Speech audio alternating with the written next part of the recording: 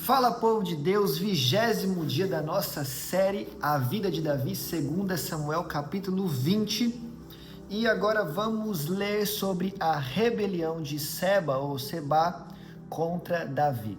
Pois é, meus amigos, outra rebelião. Estar no trono não é fácil. Estar no governo não é fácil. Estar na posição de destaque não é fácil. Tem muita gente pedindo algo a Deus e buscando algo, humanamente falando, que muitas vezes não está preparado para isso. Por que você acha que Davi passou por todo aquele processo antes de se tornar rei? Por que você acha que José passou por todo aquele processo antes de se tornar governador? Por que você acha que os discípulos passaram por todo aquele processo antes de se tornarem apóstolos e encarregados de avançar com a igreja e o reino de Deus? Porque não é fácil e é necessário uma preparação. E é por isso que muitas vezes você tem que passar por um tempo de espera, você tem que passar por um processo, você tem que passar por um período onde Deus vai te moldando, vai te lapidando até que você esteja de fato preparado e apto para viver as promessas dele. Porque estar no topo é viver em meio à pressão. E aí, será que eu e você estamos prontos para viver a pressão de estar numa posição de destaque? Também estava lá um deserdeiro chamado Seba, filho de Bicri, de Benjamim. Ele tocou a trombeta e gritou: não temos parte alguma com Davi, nenhuma herança com o filho de Jessé. Para casa todos, ó Israel.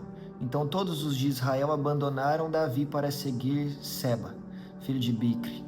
Mas os de Judá permaneceram com o seu rei e o acompanharam desde o Jordão até Jerusalém. Esse povo aqui tá de brincadeira também, viu? Cada hora vai com um. Davi é o rei, é um bom rei, traz paz, traz segurança, vence as guerras. Aí o doido do Absalão se levanta e fala: eu sou rei e todo mundo segue ele. Mas tudo bem, dá para entender. Porque Absalão ficou 4 anos planejando isso, na porta da cidade, falando com cada pessoa, alienando a mente de cada um. Agora, quem é Seba? Para do nada esse homem virar e falar: vamos todo mundo embora, Israel, porque a gente não tem parte com Davi não. E o povo vai? Que palhaçada é essa? E é isso que acontece nos dias de hoje. Você sabia disso? É isso que acontece nos dias de hoje. Onde qualquer pessoa se levanta na internet com um discurso eloquente e engana muitos. Qualquer um hoje está alugando um barracão, pegando um microfone, se auto-intitulando pastor e enganando muitos. Mas quem é que Deus ungiu? Foi Davi. Quem é que Deus levantou? Davi. Quem é que Deus separou? Davi. Quem é que devemos seguir? Davi. E a gente está dando atenção e ouvido para qualquer um, enquanto sabemos muito bem quem são os escolhidos de Deus, quem são os ungidos do Senhor, quem são as mulheres que Deus levantou para a nação. Nós sabemos. Quem é que você deve dar ouvido na sua casa, na sua família? Você sabe quem é. Quem é que você não deve dar ouvido? Você também sabe quem é. Mas parece que a gente é igual o povo de Israel, escolhe deliberadamente cancelar e baixar o volume até o zero da voz de quem devemos ouvir e seguir. Mas damos ouvido a Seba, filho de Bicri, que nunca apareceu na história, não é levantado por Deus, não é preparado, não é escolhido do Senhor, não tem uma história ali. E a gente dá ouvido para essa pessoa. E muitas vezes nós somos assim. Nós somos assim. Dentro da nossa casa, dentro da nossa família, a gente muitas vezes escolhe ouvir quem não deve. E quem deve, que sempre esteve do nosso lado, a gente faz assim, ó, parecendo criança. Na nossa igreja tá lá o pastor trabalhando há anos na luta, cuidando de você, te mandando mensagem todo dia. Mas bom mesmo é o da internet, né? Que nunca te viu na vida. E aqui eu tô na internet, talvez nunca te vi na vida. E eu tô vindo aqui para te falar: você precisa ouvir o seu pastor. Você precisa ouvir a sua pastora. Você precisa ouvir o líder de onde você congrega. E se você não congrega em nenhum lugar, você deveria congregar. Tá? Mas vamos avançar aqui. Quando Davi voltou ao palácio em Jerusalém, mandou confinar numa casa sob a guarda as 10 concubinas que tinham deixado tomando conta do palácio. Ele as sustentou, mas nunca mais as possuiu. Ficaram confinadas, vivendo como viúvas até a morte. Essas são as que tiveram que se deitar com Absalão. E o rei disse a Amasa: convoque os homens de Judá, e dentro de 3 dias apresente-se aqui com eles. Mas Amasa levou mais tempo para convocar Judá do que o prazo estabelecido pelo rei. E disse então a Davi e a Abisai: agora Seba, filho de Bicri, será pior para nós do que Absalão. Chame os meus soldados e persiga-o, antes que ele encontre alguma cidade fortificada e depois nos arranque os olhos. Assim os soldados de Joabe, os queretitas, os peletitas e todos os guerreiros saíram de Jerusalém para perseguir Seba, filho de Bicri. Quando estavam junto à grande rocha de Gibeão, Amasa encontrou-se com eles. Joabe vestia seu traje militar e tinha um cinto com um punhal na bainha. Ao aproximar-se de Amasa, deixou cair a adaga. Como vai, meu irmão? Disse Joabe, perguntando a Amasa. Pela barba com a mão direita para beijá-lo. Pegando Amasa pela barba com a mão direita para beijá-lo. E Amasa, não percebendo o punhal na mão esquerda de Joabe, foi por ele golpeado no estômago. Suas entranhas se derramaram no chão, e ele morreu sem necessidade de um segundo golpe. Então Joabe e Abisai, seu irmão, perseguiram Seba, filho de Bicri. Então agora mataram Amasa. Joabe matou Amasa. Joabe deveria ter matado Amasa? Não, mas matou. Igual não deveria ter matado Absalão e matou. Então, você percebe que não é só fora do círculo íntimo de Davi que Davi tem problemas. Ele tem problema com uma pessoa que está próximo dele. Davi tem um problema grave com Joabe, porque Joabe vive fazendo o que Davi não mandou ele fazer. Entendeu? E depois esse problema vai ser resolvido lá na frente, nós vamos chegar nisso à medida que a gente for caminhando aqui na Bíblia. Mas olha que interessante, nós também precisamos tomar cuidado com aqueles que são perto de nós, que são íntimos de nós, que são do nosso ciclo mais próximo, mais íntimo. Porque quem é Seba que está se revoltando contra Davi? A gente nem sabe. Agora, quem é Joabe que vive fazendo o que Davi não mandou ele fazer? Alguém próximo dele, tá? Então, existem momentos que também devemos nos afastar ou afastar de nós pessoas que são próximas a nós, certo? Também tem gente da sua casa, da sua família, que não deveria ter a proximidade que tem com você. Tem irmão, tem primo, tem tio, que não deveria ter a proximidade que tem com você. Fica ligado, Davi. Joabe pode te trazer problemas. E um dos soldados de Joabe ficou ao lado do corpo de Amasa e disse: quem estiver ao lado de Joabe e de Davi, que siga Joabe. Amasa jazia numa poça de sangue no meio da estrada. Quando o homem viu que todos os que se aproximavam do corpo de Amasa paravam, arrastou-o para fora da estrada e o cobriu com uma coberta. Então todo mundo que estava ali estava parando para ver o corpo de um homem morto. Eu já falei isso aqui no canal. Muitas vezes nós somos assim. Paramos no meio do caminho para ficar dando atenção a algo que já morreu. Tem gente que não está avançando na vida porque continua olhando para algo que já morreu. Para um relacionamento de anos atrás que já acabou, para uma empresa de anos atrás que já faliu e já fechou, para um projeto de anos atrás que não deu certo, ou para algo recente, mas que Deus já falou que não é isso, que já morreu, que já acabou. Então, Amasa merecia morrer? Não merecia. Mas preste atenção aqui no ensinamento. Agora ele está morto.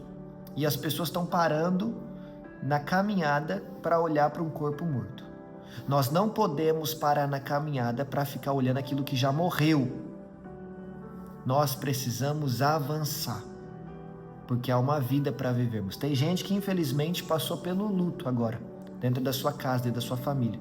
E a pessoa que continua viva não consegue prosseguir, porque fica se lembrando do falecido e da falecida. Infelizmente, partiu. Infelizmente, a hora dessa pessoa chegou. Jesus chora com isso. Em João capítulo 11, versículo 35, a Bíblia relata que Jesus chorou no velório de Lázaro. Chorou porque ele estava morto? Não, porque sabia que ia ressuscitar ele. Chorou por ver a tristeza das pessoas que estavam ali e chorou porque não é da vontade de Deus que a morte reine sobre as pessoas. Tanto é que Jesus veio para nos dar vida e vida em abundância. Então, quando alguém morre, Jesus chora conosco ao ver a nossa dor, ao ver a nossa tristeza, ao ver algo que não deveria estar acontecendo, acontecer. Porque se o homem nunca tivesse pecado no jardim do Éden, nunca experimentaríamos a morte. Então Jesus também chora, ele entende a sua dor. Mas se você está vivo, você precisa continuar a viver, honrando a memória de quem partiu, honrando o legado de quem partiu, mas viva a vida, amém? Não fique parado olhando para aquilo que já não tem mais respiração, tá bem? E depois que o corpo de Amasa foi retirado da estrada, todos os homens seguiram com Joabe em perseguição a Seba, filho de Bicri. Seba atravessou todas as tribos de Israel e chegou até Abel-Bet-Maaca, e todos os bicritas se reuniram para segui-lo. O exército de Joabe veio, cercou Seba em Abel-Bet-Maaca e construiu contra a cidade uma rampa que chegou até a muralha externa. Quando o exército de Joabe estava para derrubar a muralha, uma mulher sábia gritou da cidade: ouçam, ouçam, digam a Joabe que vem aqui para que eu fale com ele.